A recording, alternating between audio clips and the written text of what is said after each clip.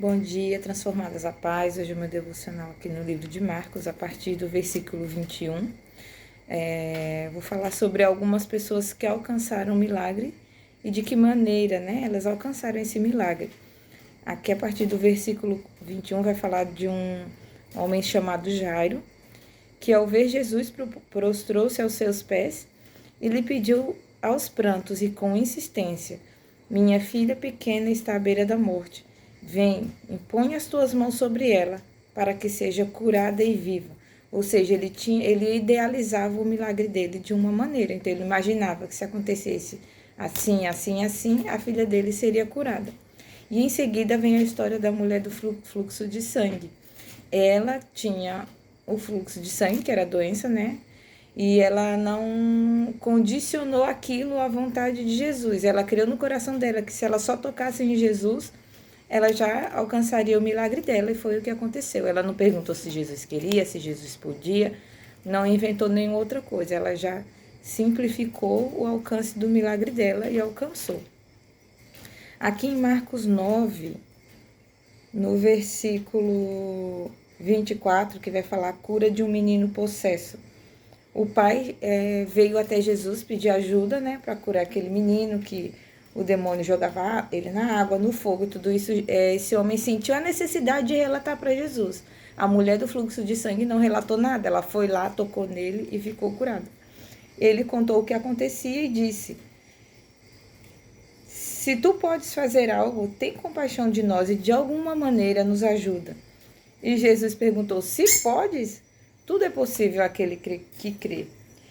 Então, aquele homem, ele confessou, a falta de fé dele e pediu ajuda de Jesus com relação à fé dele. Então, ele apresentou 2 pedidos para Jesus, para ajudar ele com aquele menino, com o filho dele, e para que Jesus ajudasse ele com a incredulidade. Creio, ajuda-me a vencer a minha falta de fé.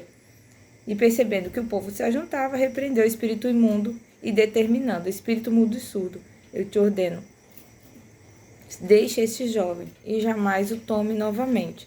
Então, o primeiro pediu que Jesus fosse até a casa dele e tocasse no filho dele. A segunda não pediu nada, ela simplesmente chegou e tocou. O terceiro não tinha certeza se Jesus poderia ajudá-lo, mas mesmo assim apresentou aquilo que ele precisava.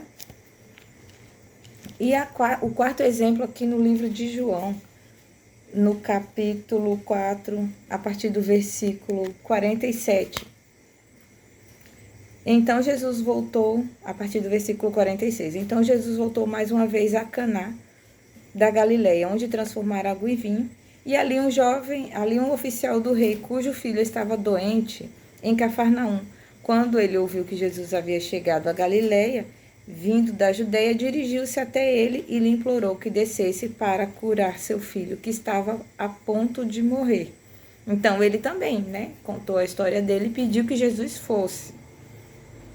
E Jesus disse, Jesus que conhece o nosso coração, a menos que vejais sinais e maravilha, nunca crereis.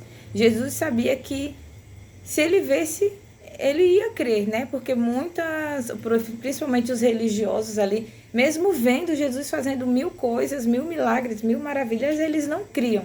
Então Jesus olhou para aquele homem, percebeu o interior dele, de que talvez ele não cria de fato naquele momento, estava pedindo por ato de desespero, mas que se ele vesse o milagre, ele receberia. Então a intenção de Jesus não é só entregar para nós aquilo que a gente está pedindo, mas que gere algo em nós muito maior.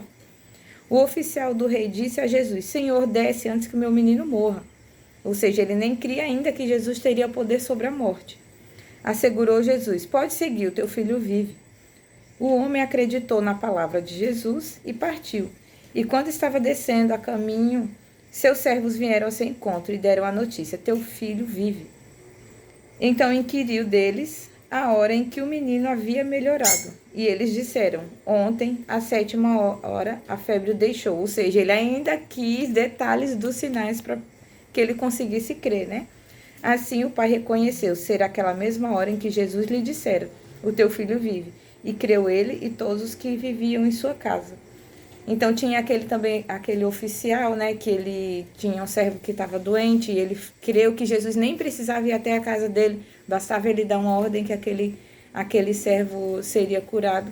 Então, a medida da nossa fé é o que vai fazer a gente alcançar, né, os talentos que a gente deseja, os dons, né, a transformação que a gente tanto almeja, o milagre que a gente precisa.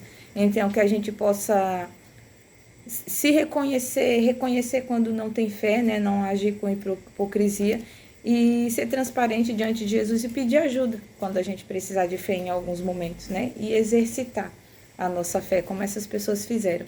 E era isso que eu queria deixar, né, a graça multiforme de Cristo que opera em cada um segundo a fé de cada um. Amém? Deus abençoe a todas, tenham um ótimo dia.